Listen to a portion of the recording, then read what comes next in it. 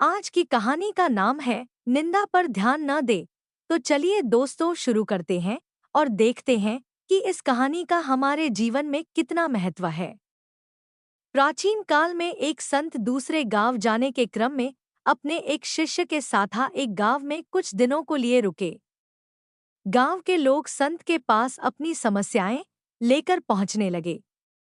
संता बहुत विद्वान थे। वे अपनी बुद्धि से सभी परेशानियों को दूर करने रास्ता बता देते थे। कुछ ही दिनों में संत की प्रसिद्धि पूरे क्षेत्र में फैला गई। संत रोज प्रवचन भी देते थे।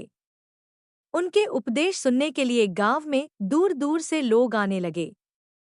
संत की बढ़ती प्रसिद्धि को देखकर गांव के एक पुजारी को जलन होने लगी।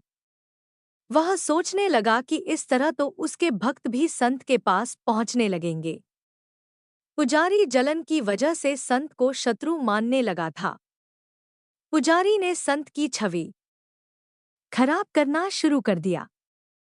वह गांव के लोगों को कहने लगा कि ये संत पाखंडी है और लोगों मूर्ख बना रहा है। पुजारी के कुछ साथी भी इस काम में उसका साथ दे रहे थे। एक दिन संत के शिष्य ने गांव में अपने गुरु की बुराई सुनी तो वह क्रोधित हो गया। शिष्य तुरंत ही गुरु के पास पहुंचा और गांव में हो रही बुराई के बारे में बताया। संत ने शिष्य की बातें सुनी और कहा कि हमें इन बातों पर ध्यान नहीं देना चाहिए।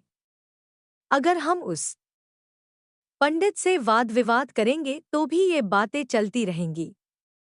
जिस तरह हाथी पर कुत्ते भौंकते हैं, लेकिन हाथी अपनी मस्त चाल में चलते रहता है, ठीक उसी तरह हमें भी ऐसी बुराइयों पर ध्यान नहीं देना चाहिए। अपने काम में मन लगाना चाहिए। इस कहानी से हमें ये शिक्षा मिला कि यह जरूरी नहीं कि हर व्यक्ति आपके पक्ष में हो। समाज में कुछ लोग हमारे पक्ष में होते हैं तो कुछ विपक्ष में भी होते हैं। हमसे मतभेद रखने वाले लोग दूसरों के सामने हमारी बुराई करते हैं और वे हमारी परेशानियां बढ़ाने रहते हैं। ऐसी स्थिति में हमें निंदाओं से विचलित हुए बिना अपना काम करते रहना चाहिए। अगर वीडियो अच्छा लगे तो लाइक और चैनल को सब्सक्राइब जरूर करें। धन्यवाद।